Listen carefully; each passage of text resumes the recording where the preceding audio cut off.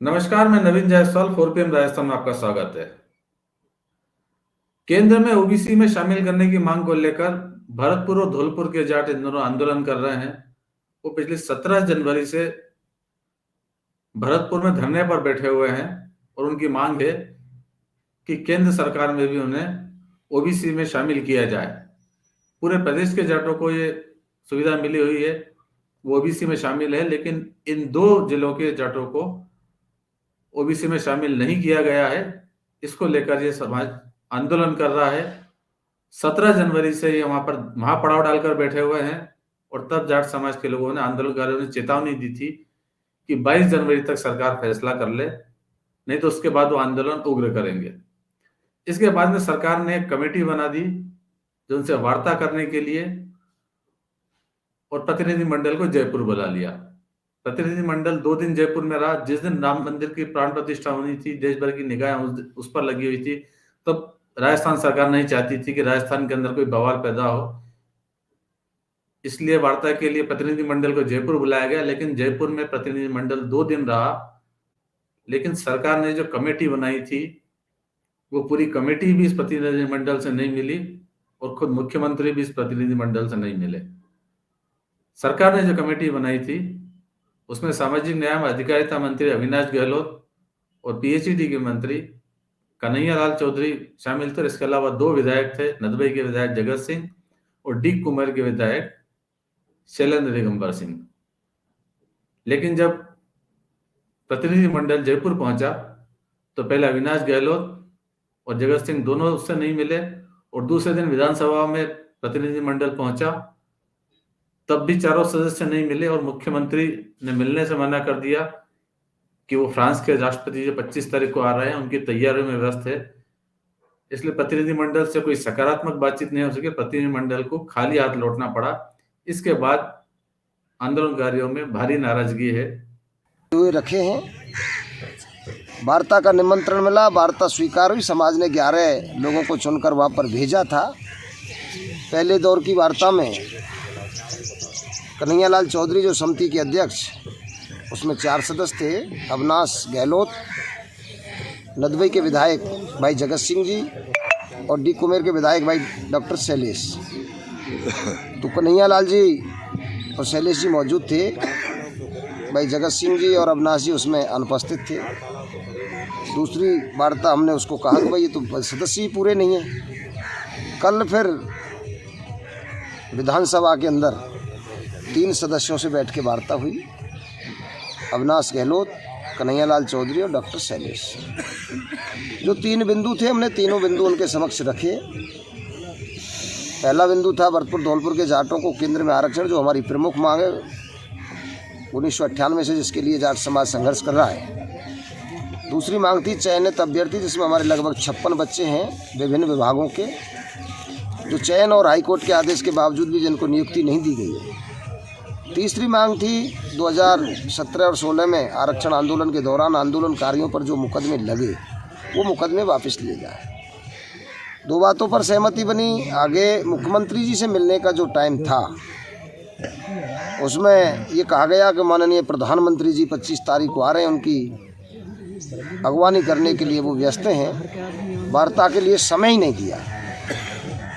संघर्ष समिति बिल्कुल नहीं चाहती कि किसी तरह का कोई आंदोलन उग्र हो, और सरकार आंदोलन उग्र कराना चाहती है। ये संघर्ष समिति के प्रमुख नेम सिंह फौजदार हैं, जो बता रहे हैं कि सरकार शायद आंदोलन को भड़काना चाहती है और जाट समाज इसके लिए तैयार है। वो किसी भी हद तक जा सकता है, क्योंकि उन्हें आरक्षण चाहिए, उसके अलावा कोई दूसरी मांग मानने को तैयार नहीं है। चिंता की बात यह है कि ये आंदोलनकारी जहां बैठे हैं, वहां से दिल्ली मुंबई रेलवे ट्रैक सिर्फ 300 मीटर की दूरी पर है, और इन आंदोलनकारियों की योजना है कि यदि सरकार उनकी मांग नहीं मानती है तो वो ट्रैक को भी जाम कर सकते हैं। आंदोलनकारी अब नई रणनीति बना रहे हैं और हो सकता है कि गुरुवार से उनका आंदोलन भड़क जाए। ये फिर बाद में वार्ताएं की जाती हैं। 2 दौर की वार्ता अच्छी सकारात्मक रही, लेकिन हमारी वार्ताओं से कोई ज़्यादा परवाह ना तो हमने की ना करते। हमें आरक्षण की ज़रूरत है, और आरक्षण चाहिए। और इसके लिए हमें जो भी उचित कदम उठाना पड़ेगा, आज हम आपके माध्यम से भी हम हमारी पूरी जाट सरदारी को अपील करते हैं कि सभी कल से अपने अलर्ट मोड पर अपने अपने गांव में जहां जो रास्ते गुजरते हैं उन पर कभी भी उनको संदेश ये पहुंच सकता है। संघर्ष समिति आज बैठ के जो निर्णय लेगी हमारे सभी सदस्यगण कि आगे करना क्या है, आंदोलन का रुख क्या होगा, दिशा क्या होगी, दशा क्या होगी, ये संघर्ष समिति तय करेगी। जब तक आंदोलन जारी रहेगा तब तक आरक्षण का नोटिफिकेशन नहीं होगा। हम ना तो किसी आश्वासन से मानने वाले हैं। ये भी कहा गया था समिति में कि अगर मुख्यमंत्री जी से वार्ता करते हैं तो आप जाके क्या महापड़ाव उठा दोगे वहाँ से? महापड़ाव तो यहाँ से जब हटेगा जब आरक्षण मिल जाएगा, चाहे ये आंदोलन कितना भी लंबा चले। और भिन्न भिन्न तरीके से आंदोलन की जो रणनीति होगी समय समय पर अब चेंज होगी। चाहे हमको वो जगह जगह महापड़ाव करने हों, जो भी हमारी अंदर खाने की तैयारी है वो तो लगभग पूर्ण है।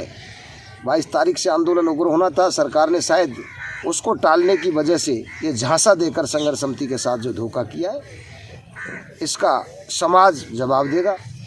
और हमारे भाई विधायक हैं नदबई से जगत सिंह जी, ये भी हमें बड़ी बात अखरी कि वो समाज के हैं और जहाँ महापड़ाव चल रहा है इसी विधानसभा से विधायक है और समाज ने जमकर वोट दे के जिताया है उनको। उनकी अनुपस्थिति भी हमको बड़ी अखरी कि एक हमारा भाई ही उसमें समिति में है, 2 विधायक हैं हमारे, 2 चुने हुए विधायक और सत्ताधारी दल के हों, उसके बावजूद समाज को यहाँ जाजम पर सर्दी में बैठना पड़े तो ये दुर्भाग्यपूर्ण बात है। भरतपुर और धौलपुर के जाटों को 2013 के अंदर आरक्षण मिला था केंद्र में, लेकिन 2014 में जब भाजपा सरकार आई तब उसने आरक्षण खत्म कर दिया था सुप्रीम कोर्ट के एक आदेश के हवाले के बाद। तब से दोनों जिलों के जो जाट हैं वो आंदोलन करते रहे लगातार। और अब जब राजस्थान में भी भाजपा की सरकार आ गई है, डबल इंजन की सरकार है, तब इन आंदोलनकारियों को लग रहा है कि अब सरकार को उनकी बात सुननी चाहिए। और सरकार भाजपा की वादा खिलाफी है जिसके खिलाफ वो आंदोलन कर रहे हैं। तो मुख्यमंत्री भजनलाल शर्मा वो भी भरतपुर से ही आते हैं और भाजपा के लिए बड़ी चुनौती है क्योंकि सामने लोकसभा का चुनाव है और लोकसभा चुनाव के पहले भाजपा भी नहीं चाहेगी जाटों को नाराज करना कि उसके खिलाफ कोई प्रदेश में बड़ा आंदोलन खड़ा हो। तो फिलहाल इस वीडियो में इतना ही, और अंत में एक बार फिर आपसे यही कहना है कि 4PM राजस्थान चैनल को सब्सक्राइब जरूर करें और इस वीडियो के लिंक को जितना ज्यादा हो सके उतना शेयर भी करें। नमस्कार।